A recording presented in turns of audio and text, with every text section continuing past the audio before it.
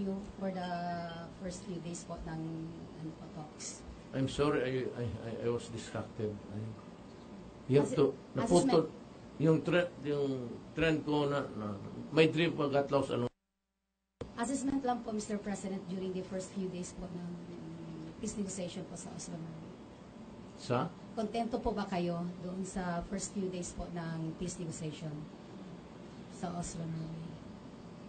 Well, I have not been. I've been posted with just a general statement, almost generic. But as to the hard, to the gravamen of the problem, wala pa.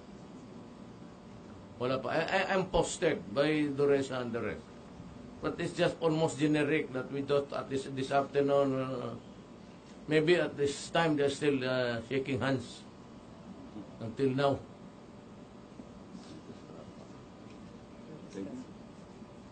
May gabi, sir. Binisaya tao. Appeal na. Sana lang tingali. Anyway, going back to some of the local concerns like the budget. NC Lagman is hell-bent on trying to oppose the budget for the office of the president because of huge increase allegedly. Yes. What is your justification and why is the increase? I have so many fights. And he can be very sure that that money will go to either the soldiers or to the police.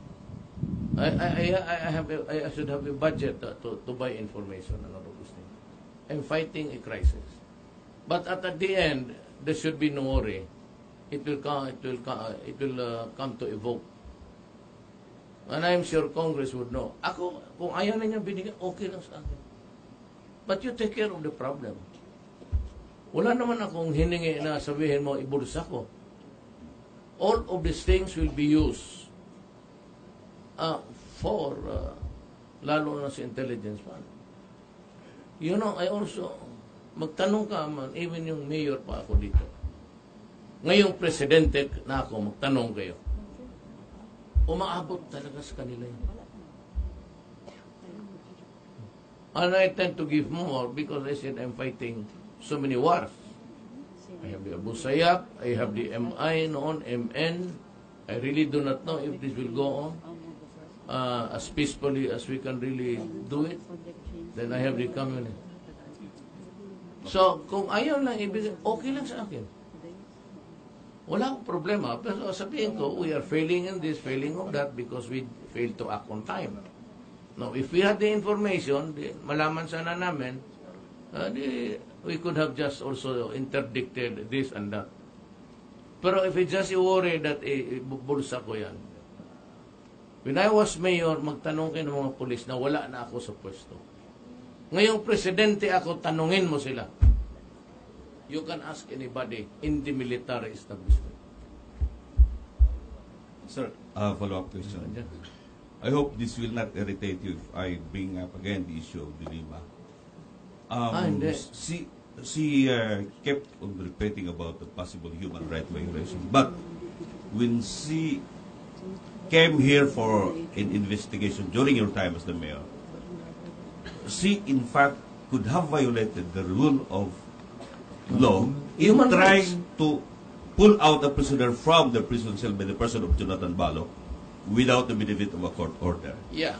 Are you not trying to contemplate on turning the table? Well, I will, the Lima is undergoing a nightmare now. Tama na yan para sa akin. Alam mo, I still have the tapes. And you guys were there. And you should be able to utter the same words that she uttered. It was very simple. I am here to conduct an investigation. Meron pa akong record eh. Na-record yun sa inyo. Nandiyan sa inyo rin. Nandiyan sa tapes ninyo. And I will correct that he is connected with the DDS. I will prove it. Nandiyan sa tape. She came, bumalik dito, nagdala ng pala, kasi killing fields daw ang Davao. Do you agree with me if this is that? Di ba sabi niya, killing fields ang Davao? Do you agree na sinabi niya yan? Sinabi niya. Wala siya nakita buto, isang tao, pero may dalawang skull. Plate numbers. Plate numbers na nandoon naman sa kabilang partido. Yung nag-udyok sa kanya na pumunta dito. She violated the human rights. She started everything. Not only me, but maraming Pilipinong sinira niya. Now the truth is out.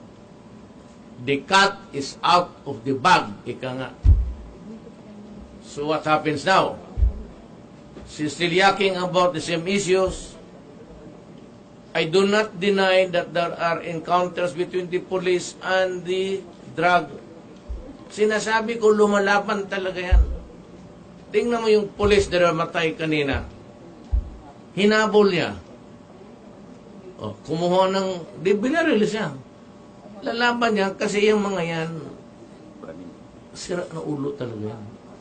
Kaya sabi niya na nakita na sprawled there with a gun beside the body. And they think that it's planted, it's machinations of, evidence. Sinasabi ko sa inyo, Davao experience, lumalaban yan. Kasi constant use of shabu will shrink your brain. Kaya talaga bumubunot ng baril yan. Now, I said I'm losing 2 policemen a day, either police or military man. Ay, ayaw naman niya wala. Ito naman mga gago, genocide. Pagkabupo naman ito mga putang inan to. Is it live? Di man mabuti. Ulitin ko, napakabupo naman ninyo kayo mga putang ina kayo. What are you asking about? Hindi si Dilema pati yung mga UN rapporteur, mayroon legitimate encounters. I will assume for responsibility. We will explain. Nandyan yung mga papel na pinadala ko. Sabi ko, padala ninyo yung mga, pababasahin ko. The papers are with me. I'm reviewing it. Sabi ko yung on the spot. And I will compare it to the affidavits. I'm studying it every night. Tingnan ko kung may mga salvage. Pero yung pinatay na hindi natin binalot na mga sako, binalot na plastic. The police, I assure you, would not waste their time on that. So kung pati ba naman yan, isalay ninyo na wala akong kamuangwang, pakisali na lang po sa namatay ng lahat dyan sa punerarya, pati yung may mga cancer, isali na lang ninyo. May mga diabetes, may mga... Kasi yung lahat na nakita ninyong patay, binibilang ninyo sa akin. Baka yung gusto ninyo, yung taga Davao dito, magbilang ako sa punerarya, lahat ng patay. Bakit lang yan binabalot ng mga sako? Because the accusation itself is very stupid. It assumes right away na yung may patay dyan, gobyerno ang pumatay. When as a matter of fact, as early as one, sabi ko, magdrama na tayo. We so intrigued. Huliin mo ito, sabihin mo, siya ang may courier. Tapos ito, sabihin mo, ito, siya ang nagturo. Kung magpatayan yan sila, hayaan mo muna. Let them kill each other. After that, papasok tayo. We are not prohibited from using that kind of methodology or modality, or what the term. 1,000? So, sira ulo, 1,600. Hindi ubusan na kami ng bala niyan. Napapakaialam namin yung binalot ng... And to think that there are...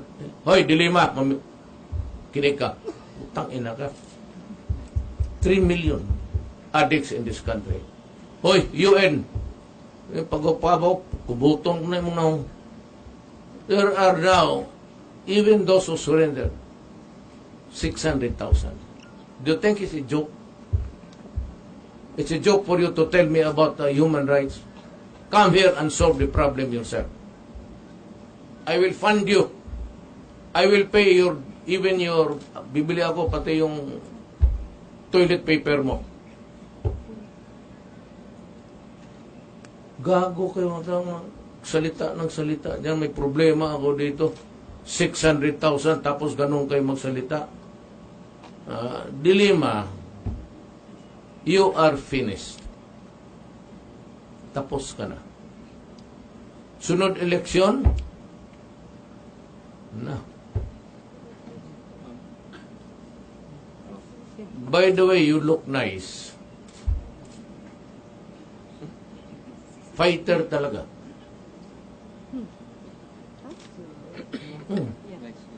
Fighter talaga.